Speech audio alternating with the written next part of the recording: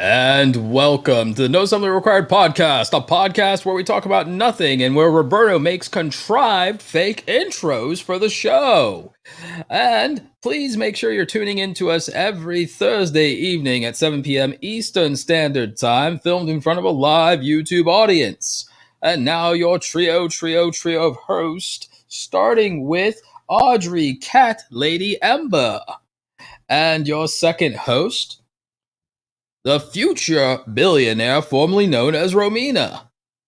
And your third and final host, the Dark Lord of the Internet himself, here to probably shatter all your hopes and dreams and remind you of your mediocrity not being an acceptable standard, Roberto Blake. Welcome to the No Something Required podcast. Please like and subscribe. Like and subscribe, very important, guys. If there's anything you're going to learn in this podcast today, is to like and subscribe to No Assembly Required podcast. How many subs are we at? I literally 200 and something. We're famous. 296. Wow. Wait, don't tell people the number, Audrey. Oh. It's a secret. You didn't hear that. Nobody heard that. Got a secret, can you keep it? Clearly not. Whoops. Oh, man. All right, guys. Have you guys had a good week? Got a podcast in your pocket. Have you had a good week? Yeah, I've had a good week. Apparently so. Like... You're like freaking Dick Van Dyke over there, just singing tunes all over the place. Yeah, no, I feel like I've had a good week. I've actually uploaded to my main channel again. I've got 2 days in a row straight uploads. If I upload tonight after this before midnight, 3 days in a row. 3 days in a row. Yeah, so I'm not out. I don't think I'm quite out of YouTube jail yet. All my videos are underperforming, but it's actually, I'm not technically that mad about it. I'm mad about the impressions more than I am the views, because I looked at it and I'm not getting that many impressions. So, and I know they're niche topics. They're like content that's for my library. It's more for like if people are searching anyway. So it's actually fine, because if I'm only getting 30,000 impressions, getting 3,000 views is literally 10%. So it's not, it's that I'm only being given so much opportunity, and I feel like I'm doing good with the opportunity given, because I'm like, this stuff I'm covering is good. It's valid. The people love the videos that they're seeing, but it's not the most interesting content when everyone can just click on videos like whatever Graham's making about Dogecoin or whatever. All right. Is my mic better now? Yeah, it's all good. Is it just me? Okay. It might just be me. Is it better now? Because it was on the wrong mic before. This is fine for me. Wait, so. here. I think it's better. Is this the mic? Is this I think it is. Yes. Yeah, I think it is. Yeah, man, sloths for life. Yeah, well, that's good. I had a pretty good week too. It was definitely filled with a lot of stuff to do, but you know that hustle life. It's the I'm literally living it right now. I'm literally living it. It's a sloth life for me. No, it's a lot of I mean, first of all, I got work, and then on top of that, I have my business to run. And then on top of that, I'm working on independent creative projects, like writing my book, working on building up Create IRL, which I guess is also a business, but I consider it a creative venture project. Right.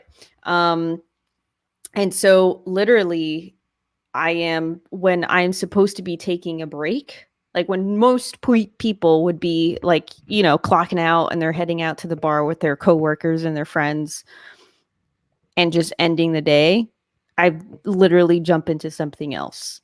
So it's just a constant flow of work, and I'm super excited because I do love everything that I'm doing because it's so creative. And I learned stuff. I mean, like just today I learned something new, you know. It's like I'm in a constant flow of learning new things and creating things, and super excited about everything that I'm doing.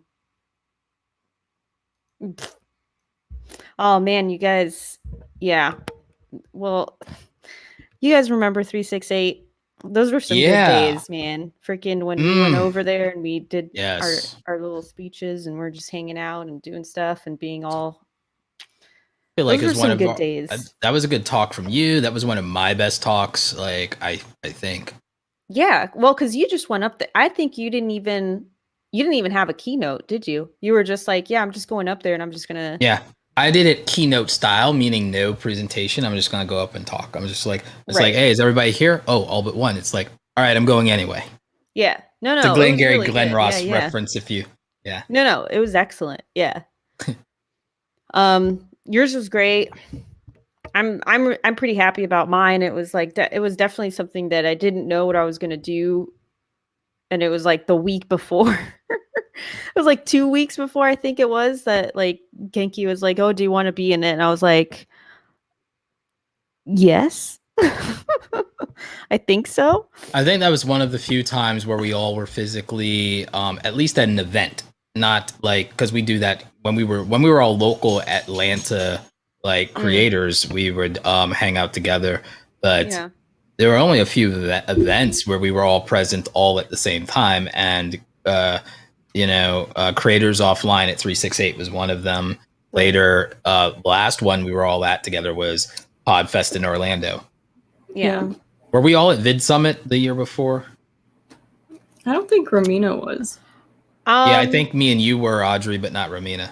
Yeah. Well, it's possible that we might have been, and I didn't know you guys, because I went to Vid Summit years ago. Unless but Audrey, that was an earlier. That was a super earlier one. I'm talking about the last one that was physical. Yeah. No, I haven't been to Vid Summit since then. Yeah, Audrey. Since that last time.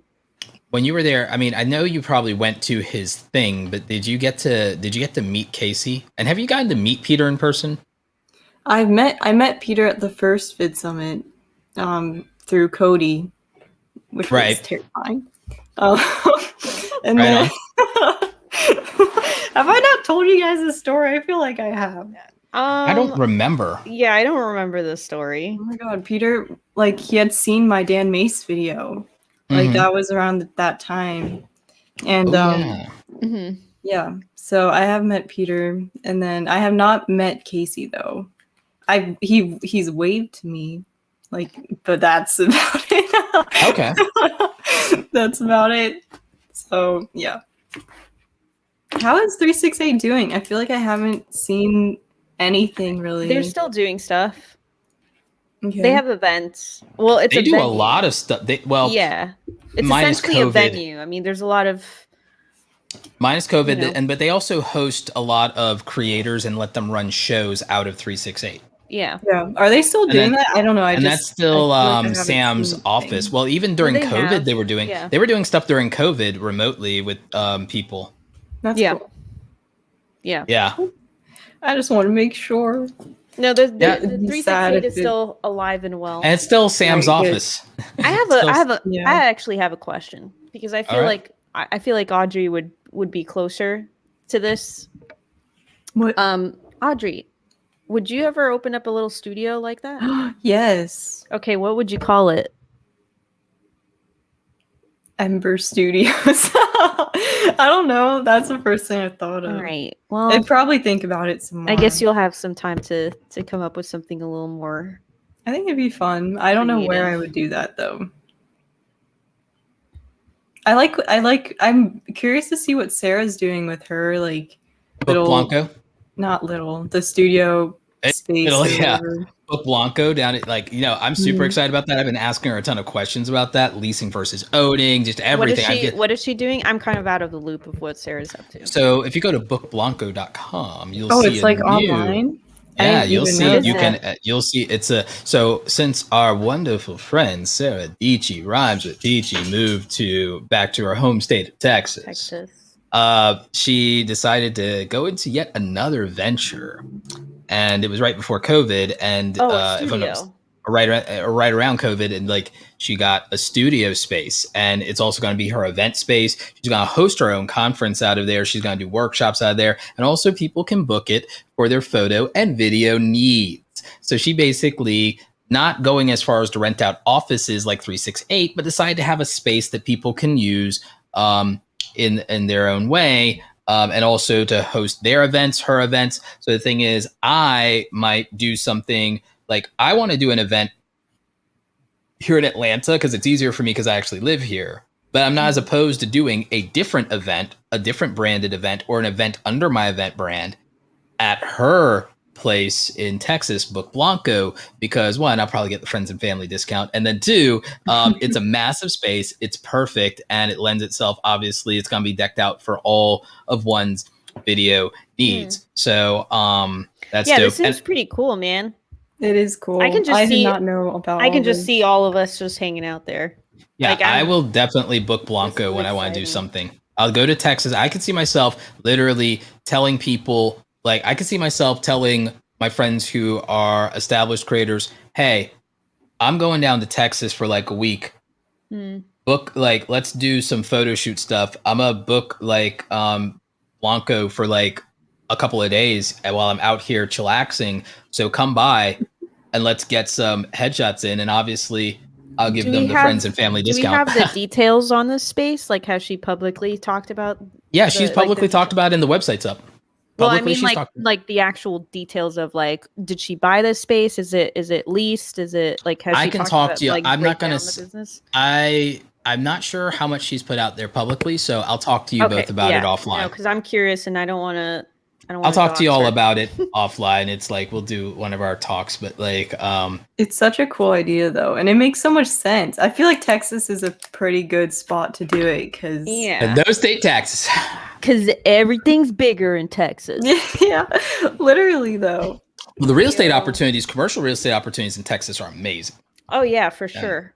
I mean, I'm already thinking, like, I'm already brainstorming here. As IRL events start to come back, I'm definitely going to be bringing back Create IRL events because we were doing pretty good. I was doing monthly events, and even when I moved here, I was still continuing those monthly events here. Since I haven't done a lot of physical events like on my own, I have to pick your brain because like you actually really have expertise I don't have. I need to learn from you. I need to learn from people like Genki. I need to learn from like my friend Dan from Creator Fundamentals. Like I need to. It's one of those things to where it's like, thank God I have friends who are smarter than me at something because like there's a lot of things I'm straight up an amateur at that I have to learn from people or I learn on the fly. I learn really fast. I pay attention to details and I invest in resources that help me learn things that I need to know. But you know, you can't just take for granted that because you're smart, you can't assume that you'll be good at everything and you'll know everything. You have to actually put in some effort. Talent's not sufficient. Talent's not enough. Talent without training is meaningless. I've been wanting to do a Create Her meetup for so long, and I think we might do one in like a month, hopefully. Well, it was supposed to happen last year. I know. In May. Well, it's not her fault. That was not my fault. Okay, I'm not saying that it's her fault, one. But I feel the frustration. I'm angry. Wow. She said it. She said it, Roberto. She's angry. And I'm going to try and do the film Everybody festival watch hopefully out. this year. That's the goal. Yeah. But it might be early next year. Take the time that you need, you know? That's what I'm saying. Do it well because there's no rush, you know? Yeah. You might as well do something that's really special and different, even if it takes a little bit longer. Yeah. Than trying to get something out just to make it happen, you know? But I want to take a step back because you kind of got us you reeled us into the topic of tonight with learning. Last week you were talking about education and you said that you had this full on fledged out plan for how to improve education in the world. Well, I'm assuming it was the world, but because we would start with what I understand. We'd start with what I understand, which is America, or the foundation of it would be that. But my versioning of it would scale because I would go the same route. I would take a similar approach to it that I feel Google took, but I would go a step further than where they're at because they did a great job of taking search engines to the next level, and therefore making the ability to find, access, and gain education, if you want to, as a self-directed learner, accessible, because there's not an answer to a question that's not a Google search away, to be honest. There's nothing that you could want to know, understand, or begin to have an inkling to learn that's not a Google search away. Anything that you could take a course on, go to university and learn, it's all available between Google and YouTube. It's there, and it's accurate, I would say, enough to, at least at $0, it's accurate enough to make you competent. It's good enough to make you competent. And there's a lot of skills you could just learn for free. There's almost no one who, if they had a mind to, couldn't learn a high income profitable skill by virtue of the information that exists currently in the free internet. I have every ounce of the career that I have now, even when I worked in corporate America to get me a job, because of the primitive free internet from back in the AOL days. Remember AOL? Right. Like that. Oh, AOL, CodeMonkey.com, Lycos, GeoCities. I freaking, you know those CDs? Online video. You remember the Earthlink. CDs? The Earthlink and NetZero. The AOL CDs? Audrey, did you know that you used to have to use a CD in order to connect to the internet? Did you know about that? That's how it was. Did you know about that? AOL, American Online, would mail people a CD. And it gave you X amount of hours to use their internet, their browser. Welcome. You've got mail. Oh my God. Chills. I just got chills on my body. Yeah, Audrey, that was a greeting every time. I recognize that sound. I don't know if it's just been memed or if I actually recognize it. Oh, it's definitely memed. But... Oh yeah, it's memed. Yeah. Because it's been a long time coming. But anyway, I'm saying if from ages 13 to 18, if I could put myself in a position to where even without by the time I got to college, I knew more about Photoshop than all of my teachers. I knew more about web design and HTML than all of my teachers, because my design teachers all came from the print world. So I was actually ahead of all of them based on the free internet that existed for me between ages 13 and 18. And you have to remember, I'm about to be 37 now. So we're literally talking about the internet that existed before the year 2000. We're talking about the internet before the year 2000. I graduated from high school in 2002. We're talking about the 1998 internet or the 1997 internet. That was enough to give me the skills to be successful in life. I shit you not. So if that's the case, today is even like 20 years later is not even comparable. 20, 25 years later, it's not even comparable in terms of all the great free resources people have. It's absurd. It's ridiculous between YouTube, Google, Wikipedia, Skillshare.com, Khan Academy, Code Academy. I love Khan It goes Academy. on. Khan Academy? Yeah, Khan Academy is the best, man. I freaking love Khan Academy. That was so annoying in school, though. Our teachers would make us do that, which is kind of defeating the point, you know? Do what? Khan Academy, like in math class. You had Khan Academy? Yeah. They'd assign it as homework. To do their courses? Yeah. Interesting. Which sounds like lazy homework to me, but you know. From their side point of view, like they didn't have to do anything. All right, wait. All right, hold on. I do have a question though. Okay, so we do have this. We do have a lot of information and free resources. How do we harness this? What is the best way to? Because it's obviously out there already. I mean, we have thousands, right? Of resources. Well, right now the problem is that people don't have a purpose and a direction. They can learn anything, so they take so much of a smorgasbord that it doesn't occur to them. People they glut themselves on that information. They're not doing it in a nutritional way, if you will. So like people are eating stuff and they're just like they're getting fat off of this information that doesn't actually fuel anything, is the best analogy I can use. This, like, they're loading up on carbs, they're not getting any nutrients. They're eating and they're feeling full, but they don't have any nutrients to actually give them real energy to do anything efficiently or effectively. So there's no focus, there's no purpose. It's like they also just learn one-off things. Like Audrey, primary example. Remember, like, you'll go and you'll find a tutorial for something in After Effects or Photoshop or whatever when you need to do it, but you haven't actually even though I'm sure it's out there and everything like that. But think about it.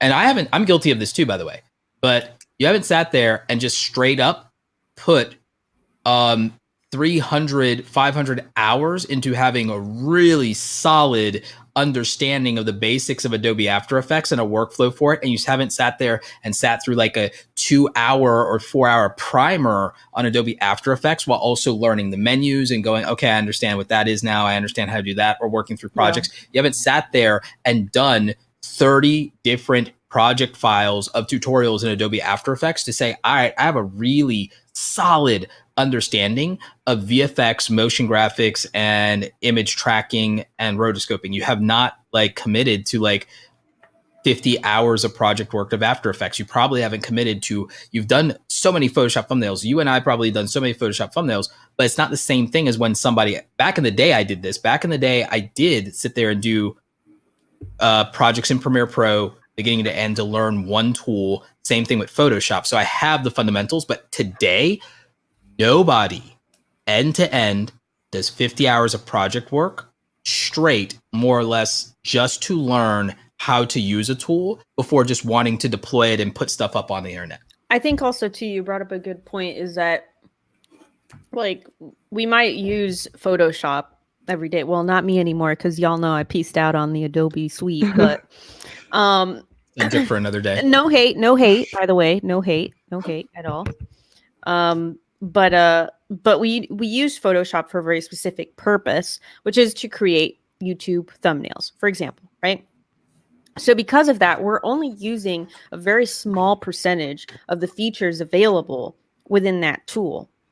And so we've become proficient in using those features and in creating a specific type of graphic, which is the YouTube thumbnail.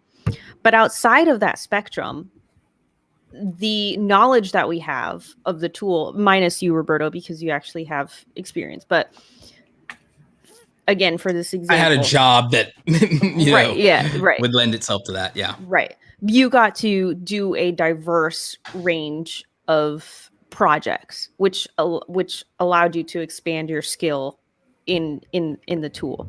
But and in the other tools of the Adobe suite as well. Yeah. Right, exactly. But for somebody who's only using it for a very specific task, you're only becoming proficient in that one task. So it's like, so you are still on a very beginner level when it comes to Photoshop, for example. Exactly. And it's even the same thing with video editing, because the range of the things I've done, because I did video editing before YouTube existed, because I'm old, like I have been doing online video almost as long as Audrey has been alive. Like to be very real with you. I've been doing online video almost as long as Audrey's been alive.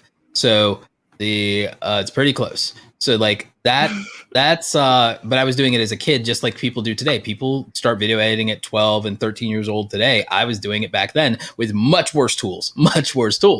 So that's the whole point that I'm making. The point that I'm making is that I've been doing this stuff for so long that I've done different workflows. I've done different experiences. I've done different tools. I watched the tools evolve. I had to learn them over and over again as complete paradigm shifts in technology and platforms and those things happened. So by comparison today, because of the way that the culture around the internet is, but also the way that we learn things, because we're adapting to learning with computers. When I was learning stuff with computers, the reality is there was no one to teach me stuff with computers because they were too new and no one had proficiency and no one had an expert. Certainly not in the small town I was in. I had like one or two people who could teach me a little bit of things. My friend Daniel, super basic stuff like how to open a word processor and so that stuff. But my friend Daniel, his dad was in the military, and so he taught me a few things. And he was one of the people who introduced me to some of the other video editing tools and to things like CAD software and to things like Corel Draw back in the day when it was like a thing, and a lot of the Macromedia tools. He introduced me to a lot of that and hooked me up with copies of things. So like I still had to learn a lot though on my own. And back then I had to read all the information because video tutorials were not a thing back then. There was almost no video tutorials because it would take forever just for an image to load. You remember, Romina, back then on 56K dial-up modems, it'd take forever. So now we don't have all of that, right? It's 20 something years later. We've got high-speed internet. We've got all the information in the world. We've got video. We've got virtual. We got it all. So my issue though is because of the abundance of this, like one, people don't take the time to do any self-directed learning. And then, so we're only really, the only people who really, like even with my own content, 500,000 subscribers, the success stories that I have out of 500,000 or even 1 million people who've seen content of mine or millions of people who've seen content with mine, it's still only thousands or maybe tens of thousands of success stories. There are probably hundreds of thousands of people or millions of people who got one-off nuggets of value. It's not the same thing as like breeding a fully successful person. And the reason I believe partly is just because I think that when you have this type of laissez-faire internet learning and do it yourself, it only really is going to have the most benefit for people who are self-directed and self-disciplined and would inevitably kind of be successful on their own at something, even if it was something else. Yeah. There's a good question in the chat from KDX. How do you guys retain the info you learn, especially if you go a long time without using the program or using the thing that you learned? I don't go a long time without using it, or I don't retain it. If I go a long time without doing it, I don't retain it. If I do it, I'll retain it. If it's meaningful. I think that's the case for everyone and everything. You know, I mean, they say that about languages as well. I mean, you can learn a language and be fluent in it if you stop talking in that language. I stopped talking Spanish when my grandmother passed, and now I basically don't have it anymore. You just don't know it anymore, and that's just how it is. And it always takes a little bit of refreshing. Like if I get a client who wants to do something in a specific program, for example, I always have to do a little refresher if I haven't used it in a while. If it's a tool or software or something like that. Even for like really basic stuff that like I used to do every day, you know what I mean? Like that kind of stuff. But it's like, the more you did it, then it's like, the more you did it before you stopped. Yeah. When you do it again, it'll start to all come back to you. Yeah, it all comes back. If it hasn't changed too much since then. Because the thing is, with things like After Effects, they update it every year, or every 12 months, every 18 months, something like that. So what that means is that by the time, if you've like skipped too many updates, the interface or the features or the way it functions or where the menus are, a lot of it'll change. It depends on how long you go. Adobe thankfully streamlines their stuff and it's not too drastic. But the thing is, if you went since a drastic paradigm shift, like from going from CS, like for so before, like all right, so even actually before it became even CS, when it was just Adobe whatever, and then it became Creative Suite. That was a whole platform shift. Then it became Creative Cloud. That was a whole another platform shift. And now it's gone through yet another evolution in the last 3 years from where Creative Cloud initially launched prior to. It's like the last 3 years, it's really tuned up. And now, because of things like Metal on Mac and now the new M1 Max, they're tuning up things yet again for ARM architecture. So if you stopped using Adobe 2 years ago, like next year, it's going to look foreign to you. Right. Yeah, it's actually really interesting because I had kind of a similar conversation a few days ago with my friends because I had completely forgotten that I used to watch a show, and it was a show that like I've probably seen every episode. Who knows? Like it was one of those sitcoms that I just had seen so much of, and it was like a part of my life at one point. And I completely forgot that it existed until a few days ago when I happened to like run into it because I was looking for something else. And I suddenly saw it and like everything just like flooded back at once. And I went onto YouTube and like looked up a couple of clips and I was like, oh my God, like I know exactly what he's going to say next. Like I know what's happening. It was so weird. The show is Just Shoot Me with David Oh, Spade. I remember that. And David I was Spade, like, everything just like came back to me. And I was like, whoa, like it's so weird how your mind just kind of does that, you know? That would probably, for me, my version of that would probably be something like if I watched, if I started rewatching Boy Meets World, or if I started rewatching. Yeah, but I haven't forgotten about Boy Meets World. You know what I mean? Like, okay, I completely forgot that this show existed. Like, this show is not in my mind anymore. For me, that might literally be like Gossip Girl. Oh yeah, I never watched. Because I only kind of Girl. recently. Oh, it's actually pretty good. It's actually very good. No, I'm sure it is. Surprisingly good. Like, I think that really because of like some people on the internet being like literally being like mean girls and being catty or whatever. I made a joke to y'all recently about some of these people out here think that they're Jenny Mother Humphrey. Like that's a Gossip Girl reference. It's like, oh wow, a lot of them really think they're Jenny from Brooklyn. A lot of them really think that they're the oppressed poor kid out here, you know? And it's like, yeah. So, I was going to ask Audrey something and I forgot what it was, but it was, it had something to do with school. Oh yeah. Audrey, did you have to use the MLA format? Oh God. Yep. Why? I still don't understand why. I've been a paid writer and getting $250, $300, $500 per article without having to use the goddamn MLA format and forgetting all about it. And like, you know how I made money as a paid writer a couple of years ago? Like a couple of years ago, I was making really good money as a paid writer. I was making over $1,000 a month as a paid freelance writer. I kid you not, right? I had, I think I had do 2 articles a month for like Creative Pro, and then like, 1 or 2 articles optional for Print or How Mag. So I was like getting like one of them was paying me like $250, the other one was paying me $300 an article, something like that. So I was making like and then I was doing other freelance writing on top of that. So I was making like $1,000 plus a month. I was making rent money as a freelance writer. Like I was making good money. And guess what? You know what was the one thing I actually had to do? Use Grammarly. Thank you to Grammarly for sponsoring today's. No, I'm kidding. But it was Grammarly.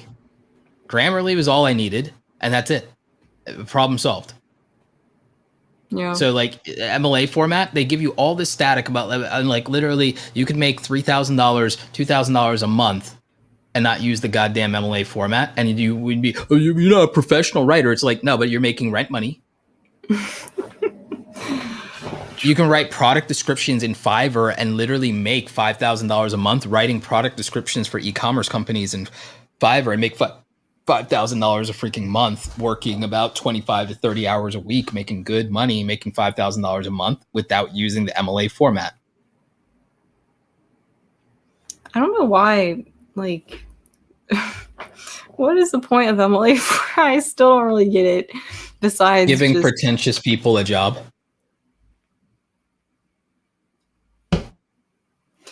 Yeah, that was really annoying. And then I feel like college, it was a different format.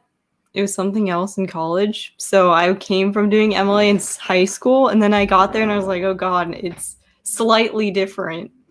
And that was like a whole mess. But people would find like, because you'd have to cite everything and do the work cited at the end in MLA format.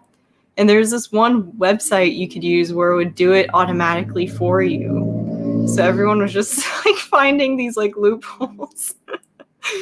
So it wasn't that annoying because we just use this automatic, like you put the link in and it just give you the work cited. So then what's the point? It's dumb. Do you like? I know that people would say it's unethical, but is it literally illegal to literally have a website or enterprise where what you do is you literally sell people book reports? Is it?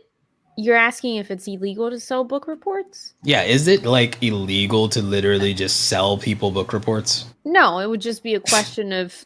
And if you're not an attendee of the school, ethics, right? And you're not an attendee of a school, you're not bound to the ethical like student code of conduct if you're not a part of the student body.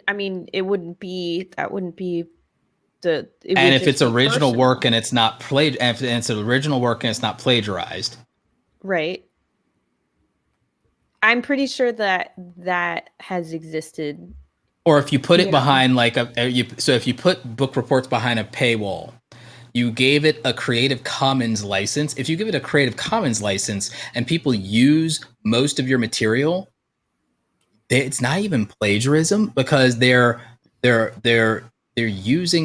paying for access to something behind a paywall, and then it's a Creative Commons, no attribution required. So how is it even an ethical conundrum at that point, where literally they paid for access to research material? Research material is just a whole goddamn book report that's done for you.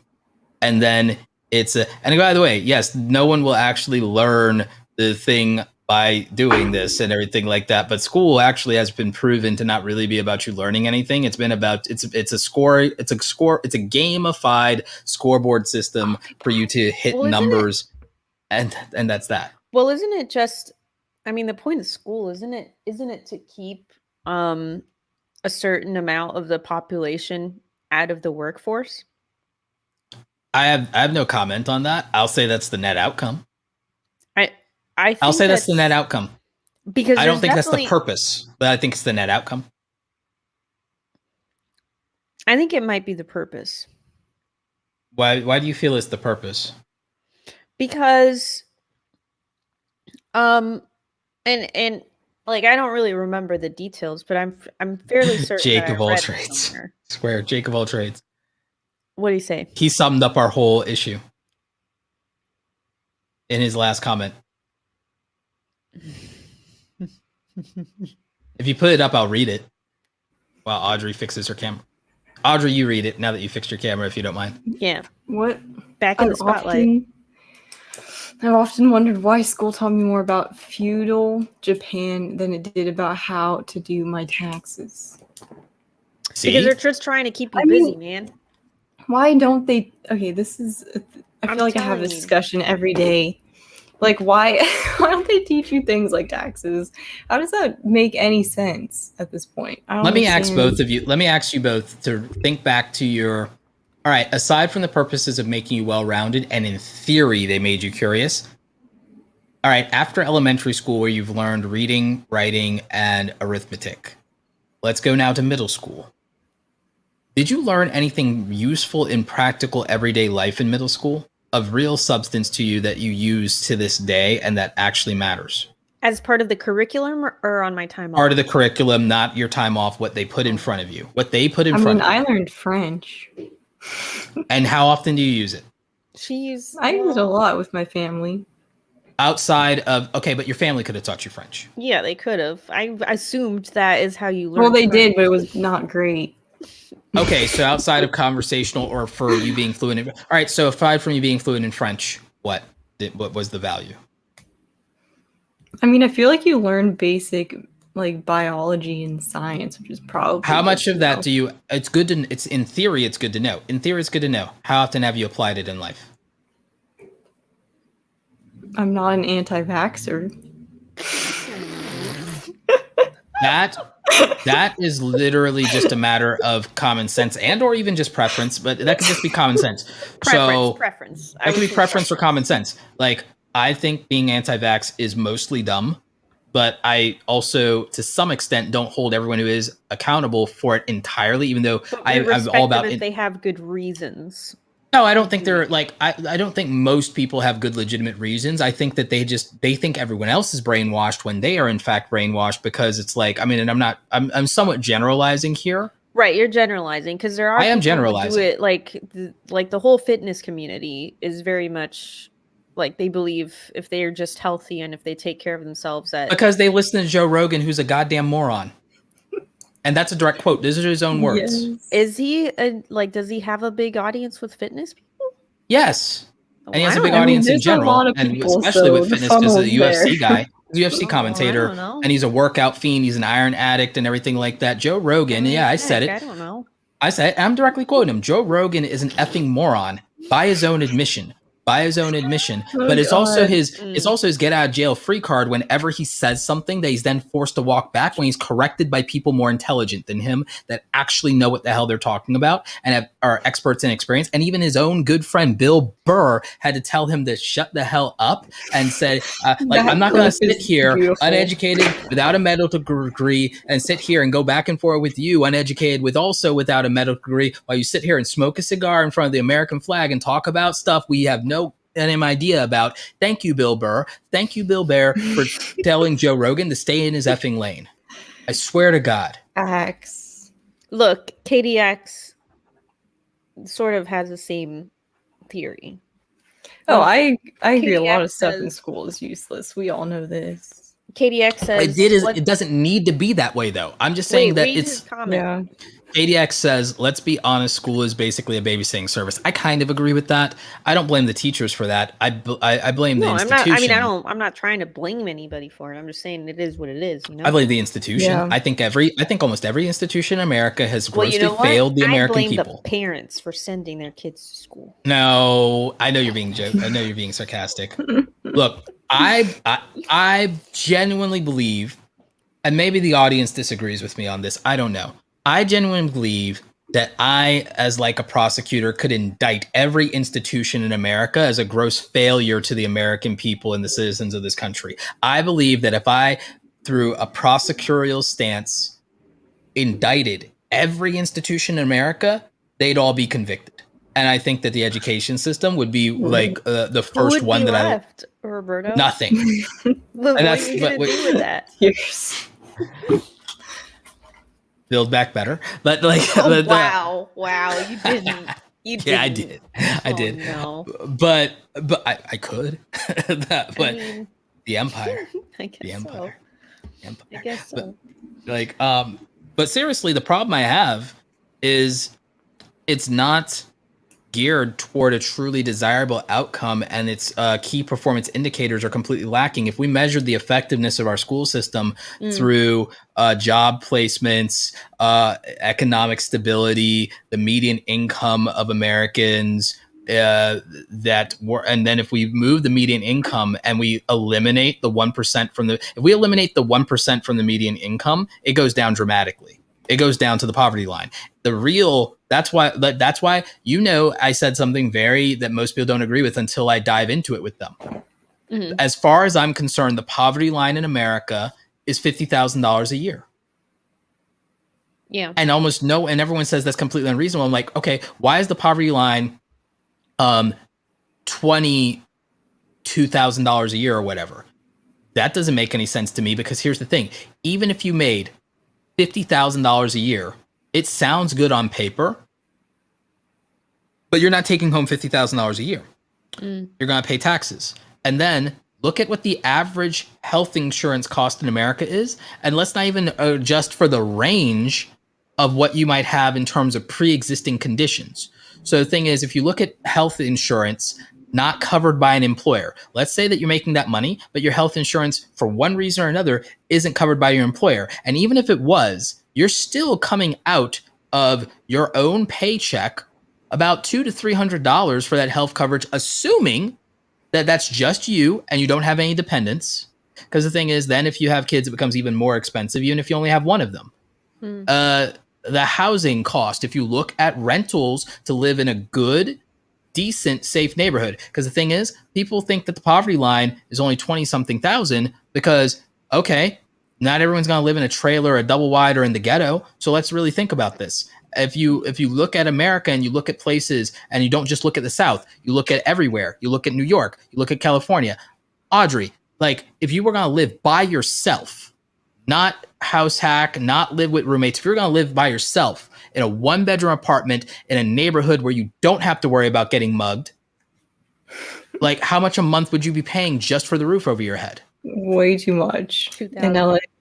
Yeah. 1,800 to 2,000 just to No. 2,000. Okay. Minimum. 2,000. So that means just to not even to exist, just for shelter, you'd be out half of the money. 50% of your income would be to just have a roof, not even to sustain your existence at that point. Not even to sustain your existence. That is why regardless of where, because we have to go off of regardless where you live. We have to go off regardless of where you live. So if you throw California, New York in the mix, yeah, to be on your own, if you're in New York, it's going to start at like, to not be in the hood, it's going to start at like 1,600, 1,800. Again, you're still at almost 50% of your yearly income by the time you do rent.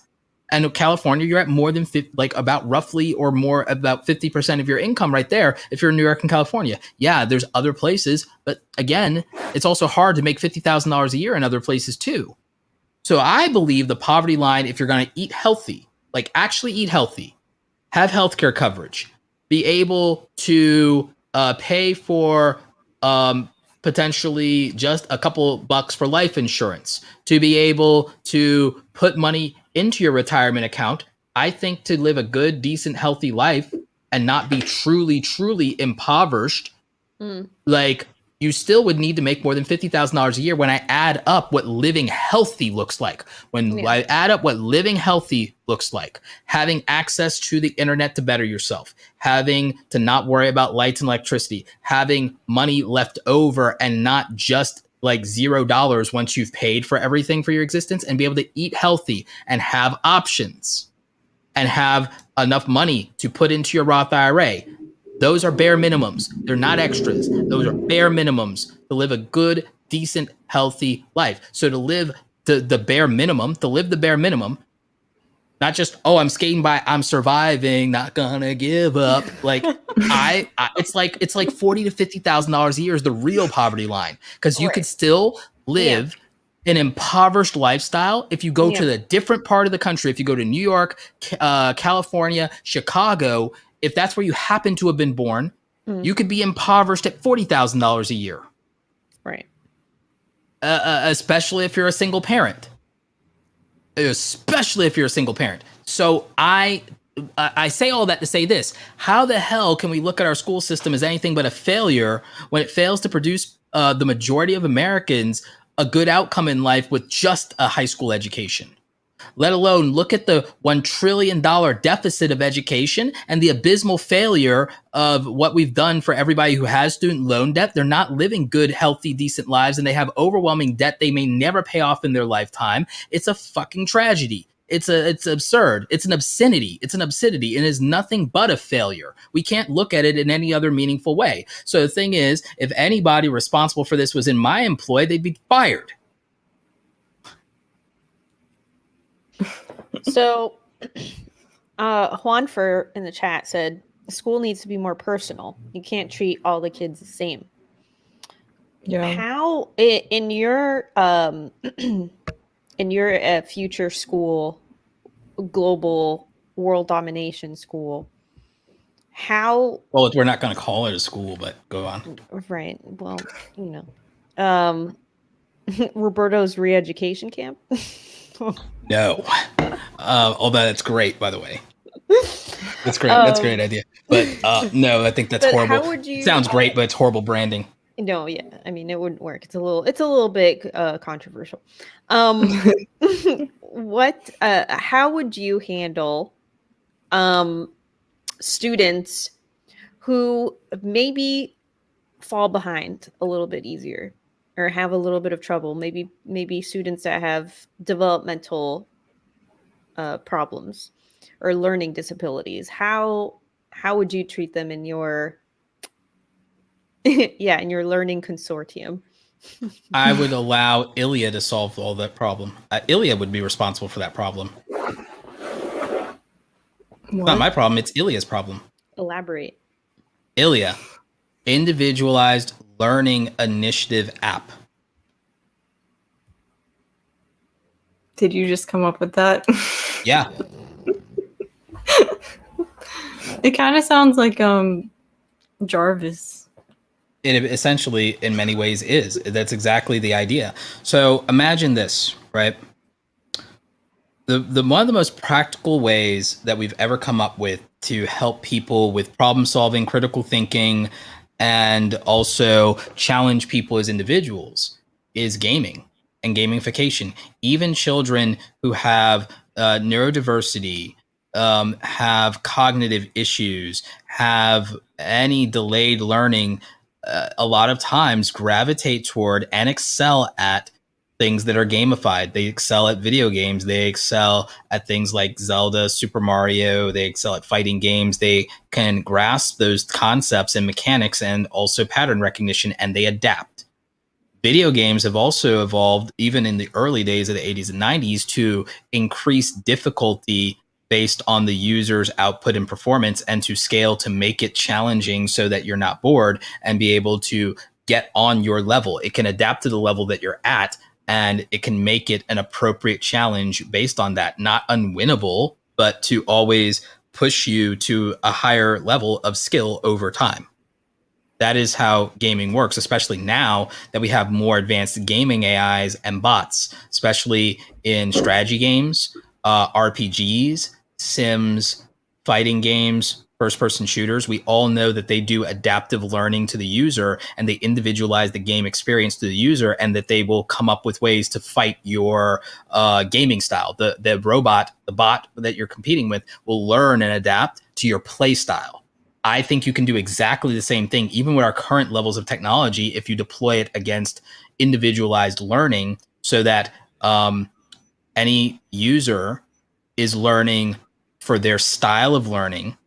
It can learn to adapt to, say, their neurodiversity, if they're ADHD or autistic or Asperger's. It can learn that. It can also adapt to your learning type. If you're a kinesthetic learner, more of the hands-on puzzle games and everything like that, and Tetris-like things. If you are a visual spatial learner, maybe it uses more narratives, or it uses visual novel type mechanics of some kind, things like that. It can then also test you to determine some of your aptitudes, to say, let me throw you something that you on your own aren't even looking for, to see how you like it and how well you do with it. And then let me adjust based on that. And then it can also figure out, how long does it take you to grasp certain things? Let me optimize with the goal, because this is how artificial intelligence is. Okay, you don't learn this very quickly.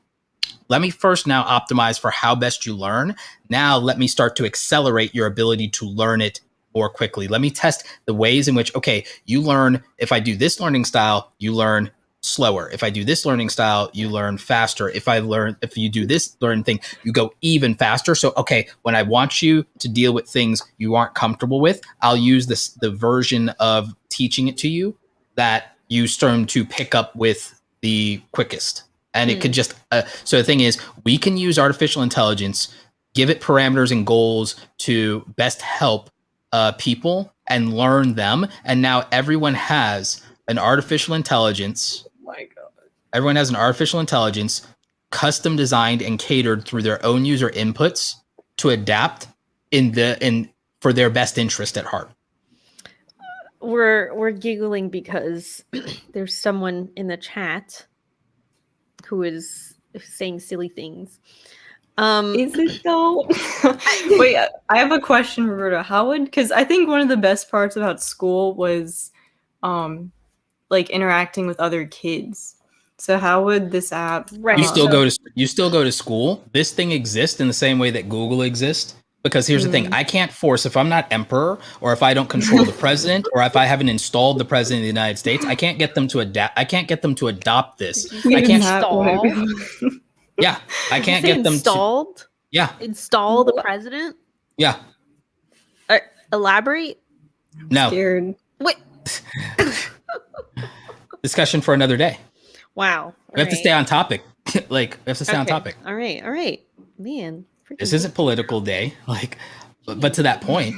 But to that point, I can't go through the public sector with this, because people vote on that and people won't agree and people don't innovate and it's too slow. My solution done through the private sector of me just building an app, I can do like everyone else in the private sector does. I can build an app, I can build a company, and then I can dictate over it like a tyrant, and it can be what I envision it to be, because then in a company, everyone is at the behest to fulfill the objectives of the leader. Everyone serves at the pleasure of the leader and the fulfillment of their vision. And the fulfillment of my vision is to create something that takes who you are into account and operates and teaches you and optimizes you and scales your individual potential, because it is literally programmed to have your best interest at heart. What about like art stuff?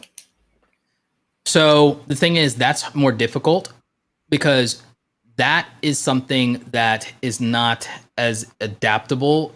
Because the thing is, this would serve the purpose of optimizing you in terms of productivity, functionality, being able to take care of yourself, being self-sufficient, self-sustaining, and getting you everything you actually need to survive and thrive. Art could be a means by which people do that. However, art itself is more expression. We incidentally, as people in the creator economy, turn art into sustenance because that's about fulfillment, but it's not about practical application and or survival. We even compromise our art for the purposes of money as it is. So the thing is, I would come up with a different scenario to fulfill people's creative ambitions. This is how I fulfill their ability to operate, function in the world beyond what the education system allows for, and to give them a fighting chance in the world, because this would instill them with what they are good at in terms of their intellectual capacity and their intellectual curiosity, their communication skills, and also their vocational skills, trades, but also things they need to know like financial literacy, taxes, mortgage, understanding, even civics and things of that nature that give them a defense against all the people who could exploit them in the world based on a lack of knowledge. It can, and this could also help them with their learning aptitudes in terms of things they want to learn and want to understand. So this could help you with art history. It's not designed to make you a better painter though, but it could help you if you were trying to understand how to monetize yourself as a painter though. Yeah. That makes sense. Audrey. It could teach you the business of art. It could teach you how to get a job as a gallerist. It couldn't make you a painter. Audrey, you are the closest one to school from the three of us. All right. You've been there more recently, so you're more aware of what's happening in the education spectrum, and now. What are some of the things that bothered you the most about school? Tying not just higher education, like, high school, middle school, everything, just in general. I think one of the biggest, I was watching a video the other day of this YouTuber I like, and she's like 2 years younger than me, and she was saying how she got into making videos because she had a class her freshman year about filmmaking or something.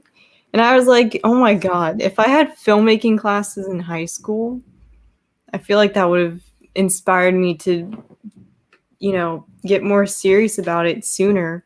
But I didn't. I literally had to beg my art class to let me make a video in the course because no one, it wasn't a thing.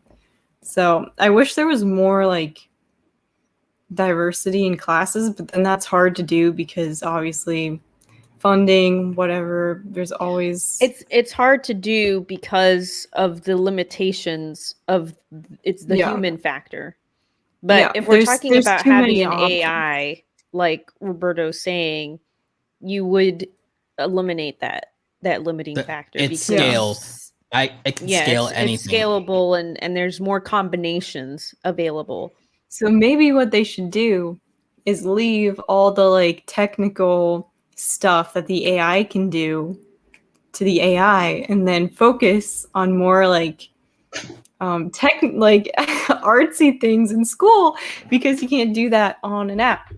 I would lobby for that type of thing, and I would say the creator economy is going to push people in that direction. Because if you're going to try to get people to be able to have the skills to leave high school and actually be able to take care of themselves at a reasonable way, what are you going to do? Because not everybody can become an engineer.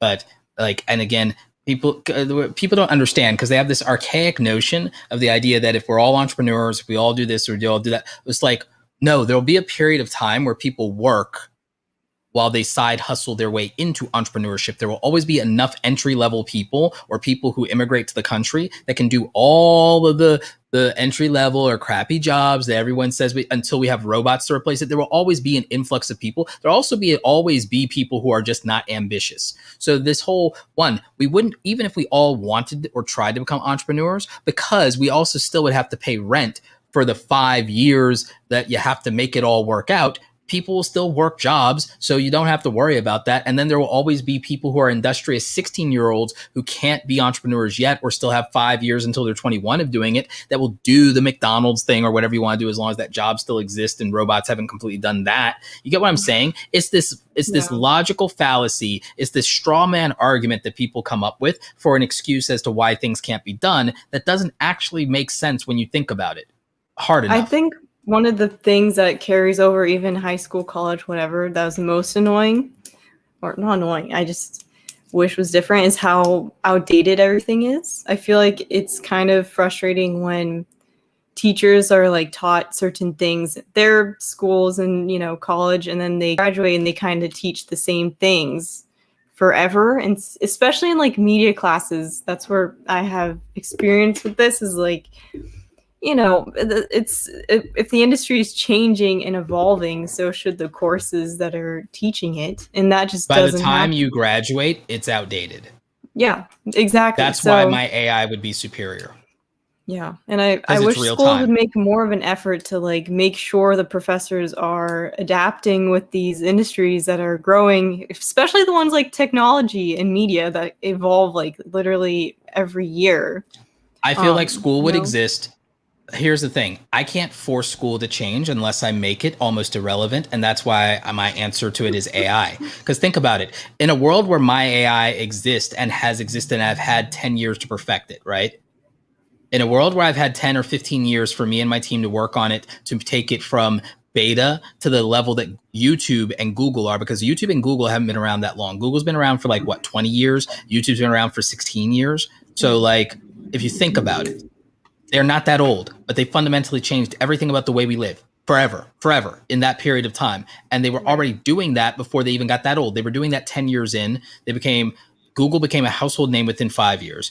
It really became something special within 10, and it's ungodly now at 15 and 20. Same thing with Facebook. Same thing with YouTube. YouTube only became household relevant 5 years ago. It was still phenomenal 5 years ago, but Romina, you and I can speak to this as OG YouTubers. It wasn't that great even 10 years ago. It was a great opportunity, but as an actual tool, it was kind of trash.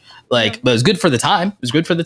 So think about it. If I have 10, 15 years of perfecting my AI and scaling it and getting talent and building this thing out, just like Google or Facebook or YouTube, it could largely disrupt education as a whole, because it would force people to realize that's like, we can't even compete or teach a lot of things as well as this tool manages to do it. Therefore, what's the value of school? I will force them to improve the value of school and also prioritize things like the arts and social interaction and social behavior, socialization, good citizenship, civics, all of those things. Because as far as everything else after elementary or middle school, I've made it irrelevant and redundant. Once you're past middle school and you're capable of using my app, it's really redundant at that point. Even by the time people are in elementary school, my app is canceling things out in terms of making them better readers, better communicators, better speakers, better researchers. There's like, the only value at that point is a media arts education and social skills and teamwork. That's the only purpose of school at that point. KDX brings up a good point. Doesn't every curriculum have to be approved before it's taught? That means the education system literally can't keep up with how fast the world changes. Bingo! Which is why my AI will be superior, because I'm not beholden to any of that. Because I'm not saying that, hey, my thing makes you accredited. What I'm saying is my thing literally will help optimize you to your full potential. It's having a personal artificial intelligence tutor and coach. Is literally having a tutor and coach the same way Mark Zuckerberg had a tutor. It's like having a TA.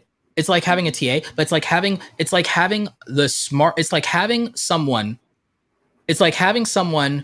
that teaches and tutors college people, and you hired and recruited that person to sit with your elementary school child every day and make them the best that they can be. It's like literally something you would do. Again, if you had the extra money and you're like, I want my kid to be the best that they can be. I want them to have a fighting chance. I want my kid to be the next Zuckerberg. I want them to be the next Steve Jobs. You would go out and you'd hire someone very intelligent that you can afford, that is like a Harvard student who needs extra cash or something. Someone who went there on scholarship, somebody who didn't come from money.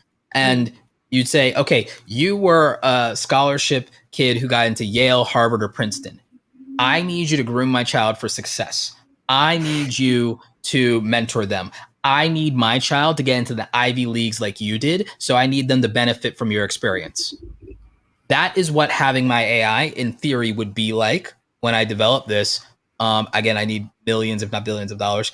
So make Roberto rich. Yeah. And so the goal for me would be that imagine an artificial intelligence that is essentially a dedicated tutor for your child, and they can adapt to your child's needs, whether it's neurodiversity, whether it's anything in their IEP, if they have some kind of cognitive issue, or if they're gifted, they'll finally get the attention that they need, that they can't be derived from elsewhere, and that you aren't able to find anyone qualified enough to give them the kind of attention and challenge them in the way that they need, which was an issue my parents had. There was a point where they hit a bottleneck of being able to challenge me and not have me be bored and stuff like that. My potential was even wasted and squandered just because there just wasn't enough for me to be able to get my hands on to satiate me and challenge me in a real way.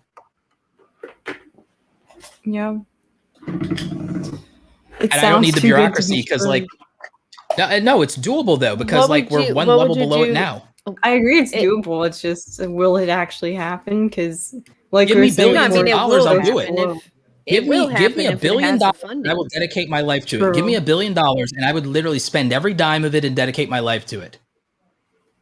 What if I'm not joking, because I need 5 million just so that I can like indefinitely live with no other concern in life, and then I can put all the rest of the money of the billions of dollars into doing nothing but this. Maybe Bill Gates listens to our podcast. Well, he could use the PR. He could use the good PR right now. True. Roberto, what if the state comes in and they say, hey, we want to buy this from you. We want to take this from you. I will tell them to go F themselves. Well. You think I'm playing? No, I don't. But I think I thought it was important to bring that up before the episode I will tell ended. them to get the hell out. I will tell them it's like I have enough money to where I can actually afford the bail if I jack you up. That's what I'd tell them. You have FU money. Yeah, I'd be like, y'all are lucky that it's like if I have the money, I'd be like, y'all are lucky that I don't just buy Congress and lock all of you up. Like, it's like, I was like, are you kidding? You're gonna lock them. Roberto, nobody's gonna be left in your world. No, there'll be plenty of people left after I indict everybody for their incompetence. Everybody? So then who's going to be left? By everybody, I mean the institutions. But by everyone, I mean the institutions. It's like by the time I'm like, if I can just indict Congress for its incompetence, I'll be happy. I'll be happy with that. Can I just, if I can indict everyone in Congress, then I'll be happy. Oh, this is an interesting take from Jake of All Trades regarding the gifted title. He says that crap just wasted time and gave me a superiority complex that was destroyed in college. I feel you. I can understand that, but that's because, okay, they used that to siphon slightly extra money, and they slightly challenged you a little bit, but they also, they do like pump you up and everything like that without, like, even if you go to a public school, but it still doesn't have real world applications. And I think that's part of it. That's part of it. But then, because if you go to if you're in the gifted program, you do well and you get good grades in school, and then you make it into a good college. I mean, they showed this even in Dawson's Creek, that Joey Potter like never got less than like an A, and then she goes to college. No, think about it. She was the smart one. She was a smart girl in a small town, though. She then goes to a like nice, fancy liberal arts college, and then she's like, "Oh crap! I was an A student. I was a smart kid in my like small town. I come here and I'm a damn C student." And she had to step her game up, and so she realized, "Oh, I was smart for a hometown girl. Like, you know, like, and that's like, and that was the kind of one of the lessons that they like taught, big fish, small pond. So yeah, you can go to college and then that could like totally wreck you because you're going to college and some of those people, one, are naturally more smart than you. Two, some of them actually had tutors and could afford it. And then three, some of them got to go to private schools and now they're going to college and you're competing with a public school education, and private school is very different. My version, my AI brings that private school level to everybody because it's democratized, because I would just run my app and my app would obviously have some things in it that are microtransactions in it. Sure. Most of it though would be free. And then other things could be unlocked through task, obviously, but most of it would be free and it would just be subsidized with ads. And I would just build a scalable app platform subsidized with ads with built-in microtransactions. And so basically use the same model as Google, but and also again, Google's users are what provide its AI learning and its machine learning. I would take advantage of machine learning and I would just be very transparent with the data about how we do it. And I don't really want to sell people's data. I want to use it to scale my own platform, and I want my platform to be superior and I want it to be proprietary. You know why you can trust me? You know why you can trust me not to sell your data? Because I selfishly want to audit and make everybody inferior to my app. And so why would I sell the most useful thing I have, proprietary data? Why would I sell your data when literally I'm using it to feed my AI and nobody else's AI, which means no one can compete with me? I have a monopoly of meritocracy. I actually literally want to build a monopoly, but it'll be a monopoly on meritocracy because I will just be too good to compete with. Yeah. Juanfer wants to know, what about Hogwarts?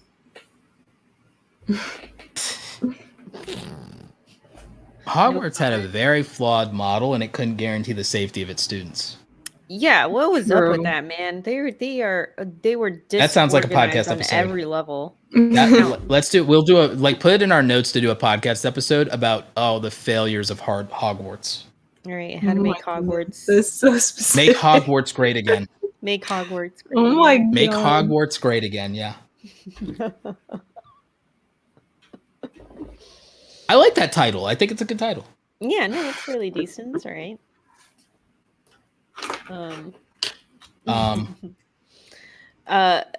Audrey, did Rusty finish reading his book?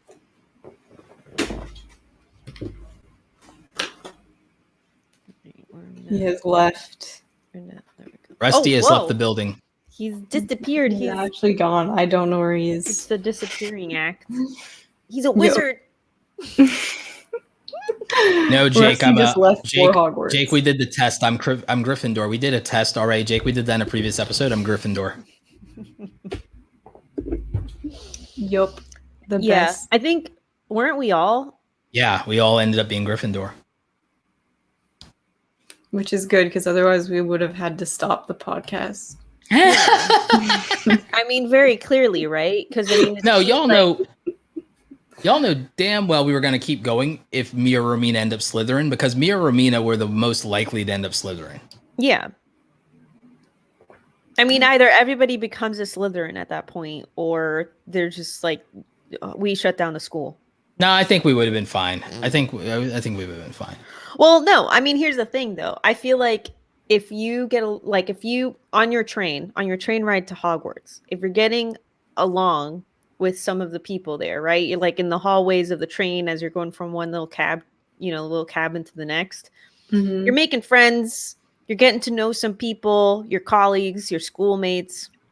And then when you get to the Sorting Hat, the freaking thing gonna be the same people. The freaking thing tells you that you are in a totally different house from the person you were getting along with on the train, and then suddenly they're not friends anymore. I mean, that just seems like the rules of Hogwarts, right? It's like, oh man, I know we were driving on the train, but that sounds like Sorting Hat says as 10-year-olds or whatever. That sounds to me like kids are fickle as hell. Well, I mean, they were wizards. No loyalty. What do you want from them? Loyalty. Yeah, look, was this test from the same people that did the sociopath No, test from last we did No, the it official was one. different. We took the official Harry Potter test. There's an official sorting exam which was created by the creator of Harry Potter. I'm not going to say her name because I don't want us to have any problems.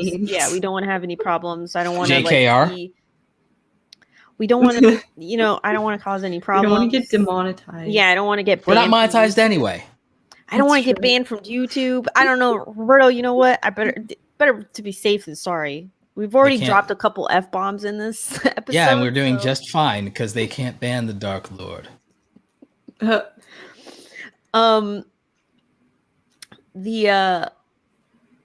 Oh, hey, welcome, Stanley. Thanks for joining. Yeah, thanks everybody for joining us today. It's been a fun episode. And also don't forget to subscribe and leave us a review. I guess as we're wrapping up here, because we already know another episode we're going to do, but like next week, I think we should talk about UFOs again because they're reopening that for... Well, we should talk about that after they release all the stuff, right? After they do it? I think we should talk about it, and then we should do it again afterward. We should do it again when they yeah, because we should speculate. We should speculate. We should have our speculations. Yeah, we should speculate, and then we can confirm. And then is that like real? I feel like I've just been seeing people on TikTok saying. I've been watching like what Obama said about. I've been watching official. what Obama said. Yeah, it's official, but I've been watching like what Obama said when he came out of office about this stuff and about like oh, he was very particular with his words, and it's like I'm like yeah. So it's happening. I think it's happening. I think this is. I mean, we've established they're real. I feel like 2020 established that, right? Like we all. 2020. I'm probably gonna tweet about this. I actually got a tweet about this. Is like so we all understand. Just, like, subtly announced that aliens are real, and people didn't talk about it. I'm like we all understand that UFOs are legit, right? We all. I'm gonna tweet something. It's like we all understand. That the government has admitted to UFOs being a thing, right? We all understand that that's what happened, yeah. Because like we can't ignore that the government has literally acknowledged, we have whole files and things, and we can't really explain it away, and it's it is what it is. Like they've literally just it is what it is. We don't know, like, but it's real. It's happening. We've seen it. It's like we don't know what it is, like. The government's just come out and said, we don't know. Like, not a weather balloon. We know better. Not a man, not something we built, not something any government that we know about makes. I'm ready for it. I'm here for it. I'm here for it. Do we have an outro? Oh, well, before we go to the last thing, I do have an outro. Introduction. I do have an outro, but I want to know final thoughts, like starting with Audrey, about like pros and cons or anything you think about like Project Elia, yeah. I think it sounds good. I mean, selfishly, because for me, I think what I wish I could have gotten more out of school was especially when I was younger, is like exploring all the different options, not just the like sciences and, more, what's the word? Like, how would you describe all those? Not the arts related classes. So I think it's a great idea, obviously. I just wish, because it's so, I think I'm going to try and, I'll be thinking about like how to include more art stuff, because I don't know. I don't think art stuff lends itself to something that you app and that you AI. Like I think art is a humanistic experience, and I think we need to be with people, and we need to do that. I think you need to be with people and do that stuff. I don't want to roboticize and virtualize that. That's why that's not the problem that I'm trying to solve. I'm trying to solve and address the problem you want to solve by saying we don't have to put as much time and resources into the stuff that took you away from that. Yeah, that's true. Right. True. Right. Yeah. I mean, I think it would be awesome if it would work, but then the other problem is getting people to actually use it, which would I think it's probably be the harder thing to do. I think it just becomes the new Google. Marketing. It becomes the new Google. It becomes the new Google. It becomes like, I don't think I'll have the same adoption problems with literally giving everybody a free tutor, giving everyone a free customized tutor in their pocket. But it's like what you're saying about people not wanting to go and like actually learn After Effects. You know, the difference is once you have this thing, the thing is we start with solving the problem of, because I'll entice them with the thing that they already know. Everybody's parents wants them to get better grades. This will help you. Everyone's parents want them to have a trade or a profession that will protect them from poverty. This will help you solve that. Everyone wants, if they want their kids to go to a college, everyone wants their kids to score good on the SATs, the PSATs, the ACT. This will solve that. So the thing is, as long as I focus initially, if phase 1 of my app will help you get better grades in school at elementary, middle, and high school, if my app also then helps you do all the essay, if it's free, if it has free SAT prep or cheap SAT prep built into it, that's probably one of the things I can put behind a paywall to some extent, is an advanced version of that, like a free version versus an advanced version, or a version that unlocks. If I have that, okay, you, instead of paying for our SAT prep and our ACT prep and all this stuff, you can unlock it by doing these other things that will make you literally a better human, then that free, oh, I'll do this and I'll unlock that by virtue of just completion of doing these other things that actually benefit me. Now I have access to this thing instead of spending money. Or, oh, I'm not going to do that, so pay to win.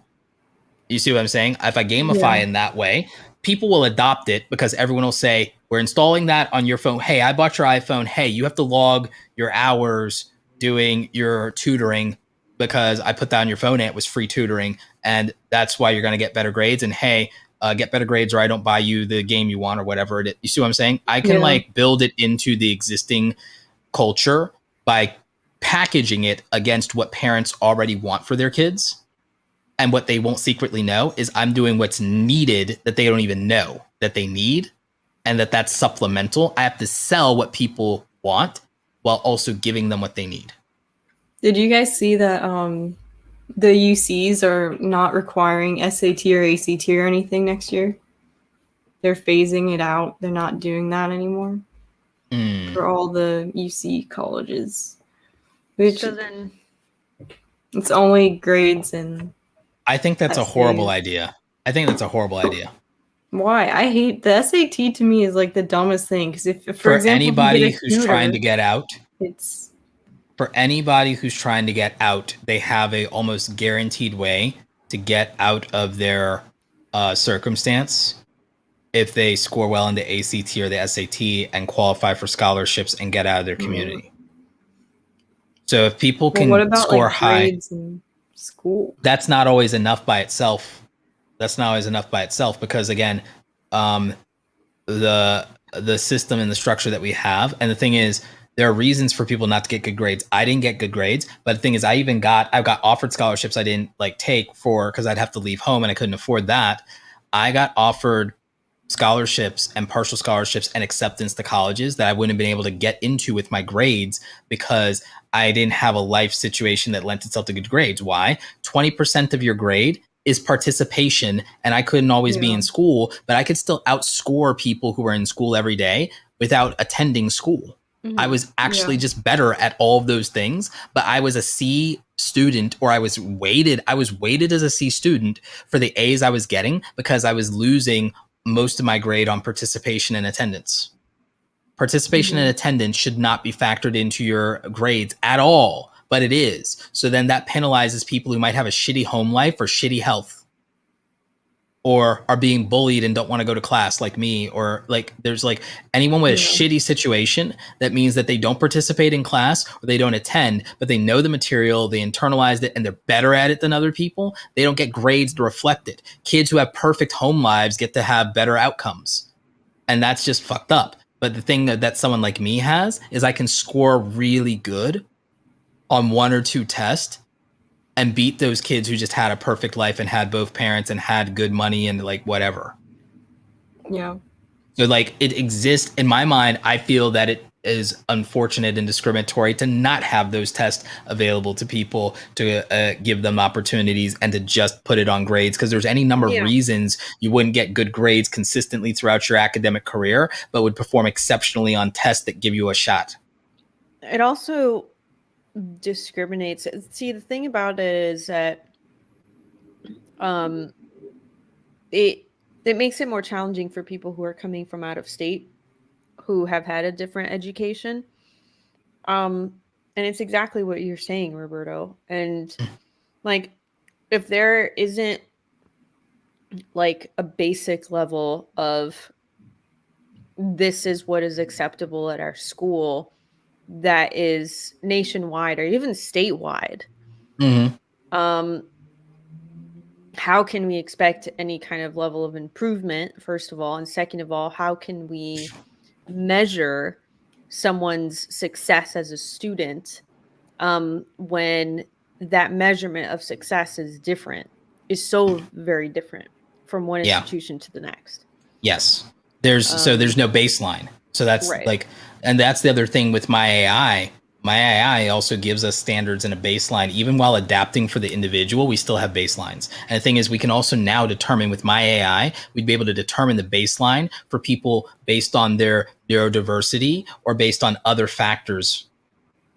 As long as they're willing to opt into the disclosures for those things, if they want to, they can help us make better solutions for people like them.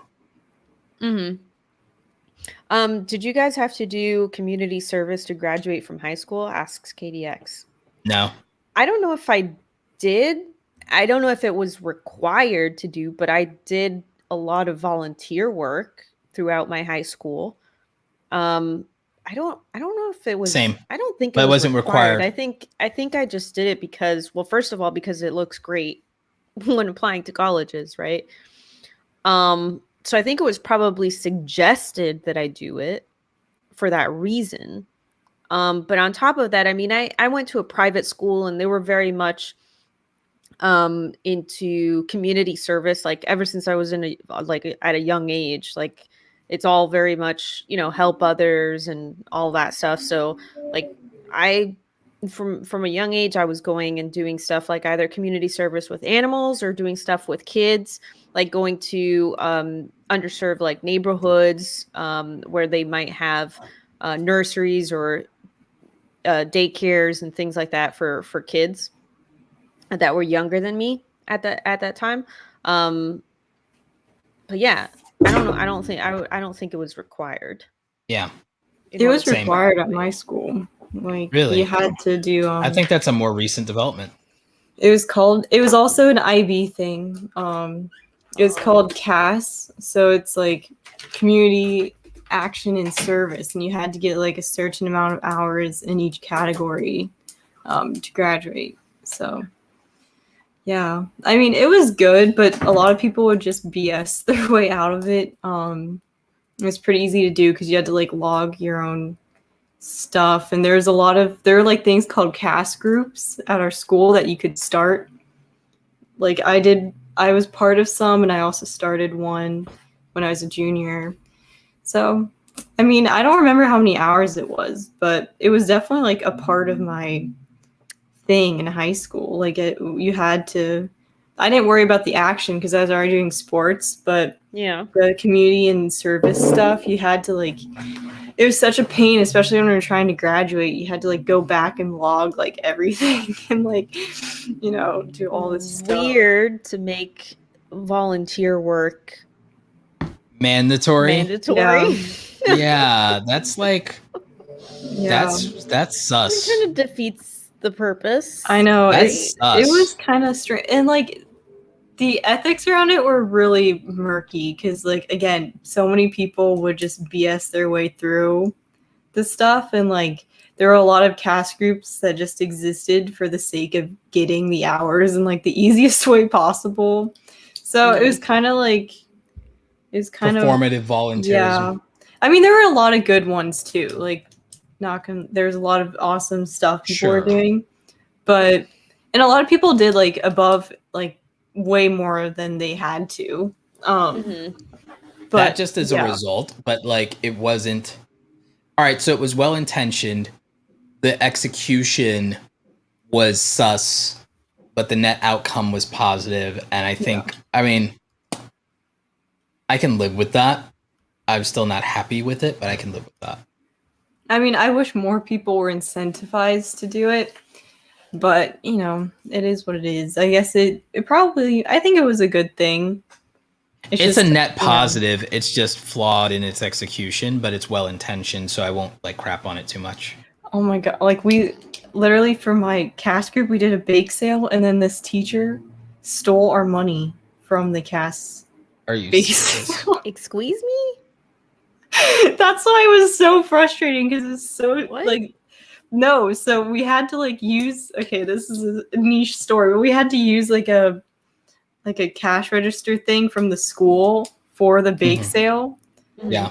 And so the money had to go through them first, and they give it back to you so you could give it to the organization or whatever. And this lady just never gave it to us. She said we used the wrong like system or whatever, and the wrong till or whatever. It just vanished. The money. So she embezzled vanished. the money. Yeah, she embezzled. No one knows where the money went. She embezzled it. Oh my god. She embezzled it. That's what happened. Yeah, so stuff like that was just discouraging because we You were have like, to, what are we even doing here?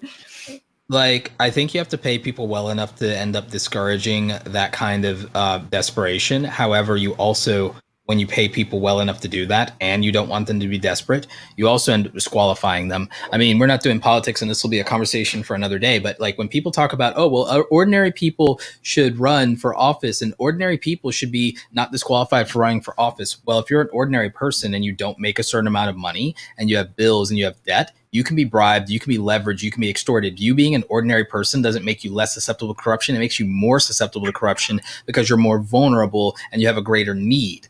That's the idea in principle behind somebody who can't be bought. Now, someone with money could be corrupt in their nature. They could be unethical. But the thing is, they also have a higher price tag. So they're harder to bribe because they have less need. Desperate people do desperate things. Desperate people compromise their values more easily. Just because someone's unethical, if they also are well off, it doesn't actually matter how unethical they are because it means their price tag is harder to meet, which means there's less opportunity for them to act on their corrupt nature. No one accounts for that in human behavior, by the way, and people don't like when you say that, but it's absolutely true because a well-meaning, good, moral soul to the other person will absolutely commit a crime to feed their starving family because their need is great. Their need is greater than their moral compass. Somebody who's corrupt and rich can't be bribed as easily, and there's less people around that have enough resources to bribe them. That's not a defense of rich people. It's just a fact. I know people don't like when I say things like that, but think about it. I've been approaching this entire thing that I do with facts and reason and logic, and I don't sit here and pretend people are different than what they are. I call human nature what it is. I accept the flaws in our humanity. I don't pretend we're more altruistic or less selfish than we actually are. Like, humans are an invasive species on this planet. I've accepted it. Agent Smith was right about us. There. The robots deserve to win. The robots deserve to win. Skynet be praised. The dinosaurs. The dinosaurs deserve to win. Hey, at least the dinosaurs were able to establish an equilibrium with their environment and they weren't sitting here destroying and defouling the earth. We do that. We're the only species who does. Woof. Woof. Like, you know, but I digress. But Romina, what are your thoughts on Project Ilya? I think she's super dope. And her and I are going to be BFFs. Ilya's a baddie? Yeah. Yeah, Ilya's baddie.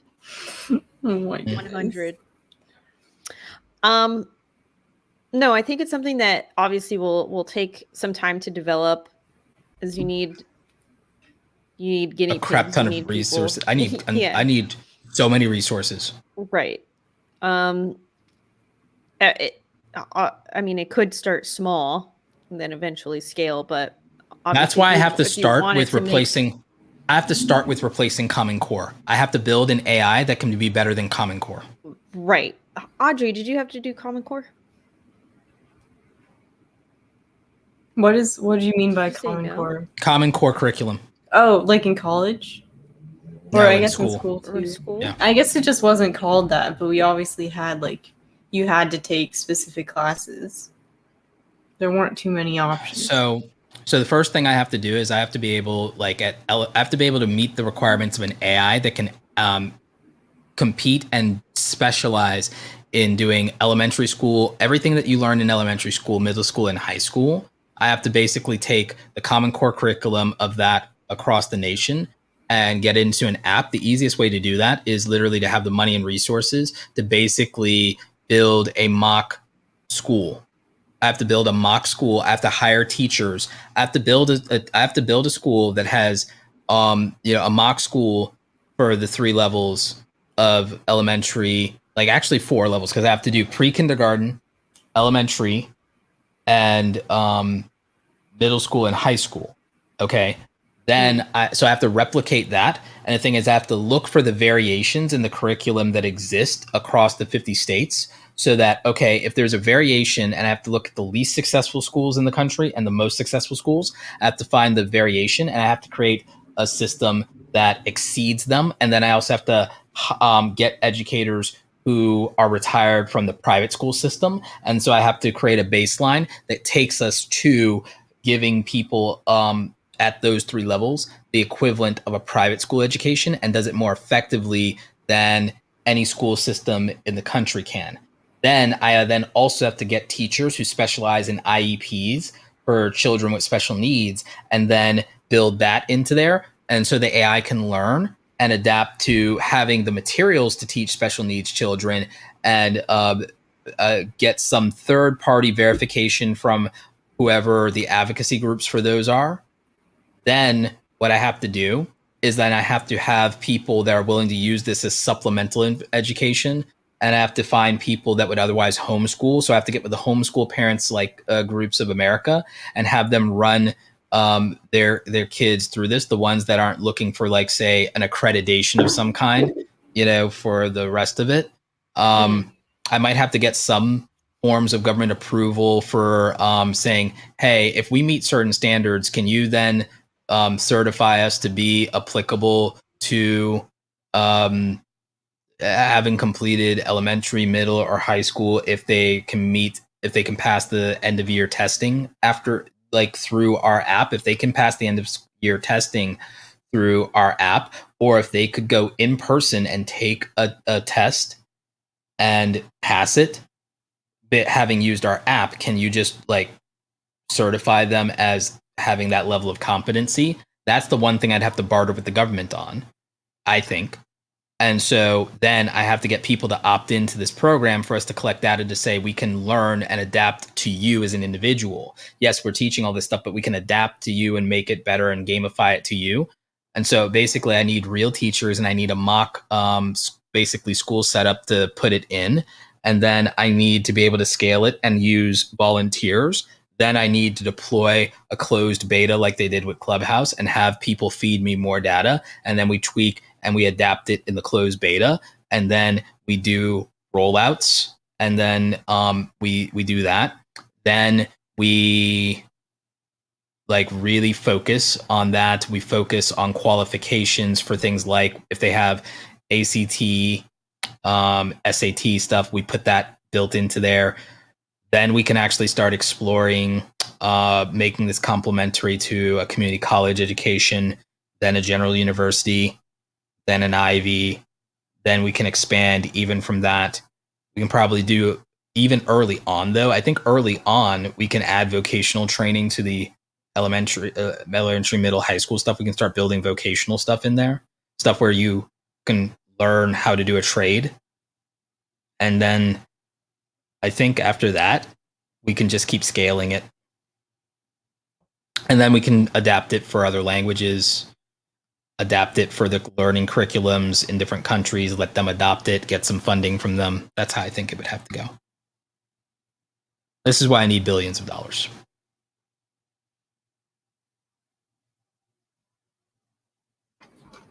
Yep. You can tell I thought this through. Yeah. I feel like someone's going to try and someone's going to get a hold of this and it's going to come out in like I will effing years. kill them. One, they can't do it in 5 years. Not even with all the resources. It's just not feasible and everything like that. And I will freaking come for them. I will take their head. Yeah. I mean, Roberto already has all this patented. Allegedly. Well, I mean, technically, according to copyright law, you Fair now enough. do. You now do, because you've already discussed this here. Wouldn't you have to write it down? No, it just has to be performed in public in any way. Yeah. This is even better than writing it down, because it's very clearly him saying his idea. So true. Yeah, I like. I might not even fully need. I mean, to get to my ideal vision of this, in theory, I would need $1 billion, or billions. But you have to remember, YouTube was only bought for 1.6 billion. And it wasn't nearly as sophisticated as what I'm talking about. It was good, but it wasn't that good. There's other things that have been acquired for $1 billion that weren't even this good. And there are things that were made to scale now that are affordable to make. It depends on hiring developers. My thing is the developers and the AI and the machine learning thing is not the thing that I think costs me nearly as much money as just the amount of time of having them and the ability to scale, setting up, and to like hire away people from academia is going to be massively expensive to hire people away from academia. And then to have people literally sit there and input so much data, so much information in terms of curriculum, redesign it, gamify it. I mean, I think the app development UI UX thing is not going to cost that much, all things considered. I don't think the actually building of the application, the skeleton of the machine learning AI, the systems, the protocol, the UI UX, all of that, I think it's more the education piece and the adapting and the being able to facilitate and be respectful to people with special needs and people with neurodiversity, and build focus groups around that and compensate some of those people. And then also the things you need to do contractually to keep all of this in-house and proprietary. I think that's what's going to cost me the real money.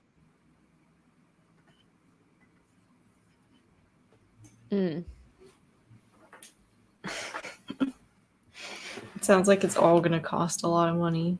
Yeah, that's why I need to be a billionaire. I mean, we could settle for a world where we don't have this, and then we can just, if we just make me a mere millionaire, we have to settle for a world without this, and then you just get me helping the creator economy. Helping the creator economy is the upper limit of making me a millionaire. That's the most I can accomplish. But if you make me a billionaire, I can just fix education. I can't do jack about healthcare. I can't fix any of the other problems in this country or this planet, but I can fix education for a couple billion. I'm fairly certain I can pull it off. I'm not joking. I mean, I literally have spent every waking moment of my life thinking about how the system failed me.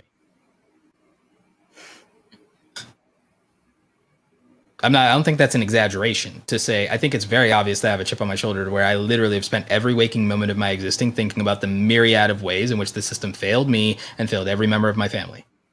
So I think that someone like that is probably who solves that problem, because the only reason we have Netflix is because of an irate Blockbuster customer.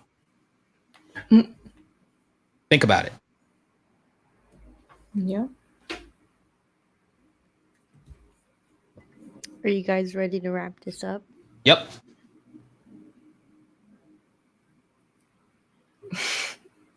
Up to you, Roberto. Yeah, no, I'm ready to do the out. If you guys are good, I'm ready to do the outro. All right.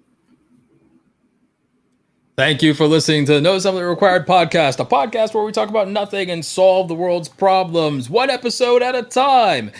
Tune in next week when I believe we will either be talking about UFOs or Hogwarts. We haven't figured it out quite yet.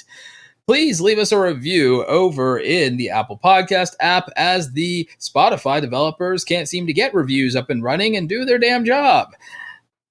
Once again, tune in next week at 7 p.m. Eastern Standard Time for your trio of hosts, including Audrey, Crazy Cat Lady Ember, future billionaire of Earth, Romina, and of course your dark lord of the interwebs, here to usher you into an age of enlightenment, whether you like it or not, Roberto Blake. Thank you once again for listening. Catch you next week. Nope.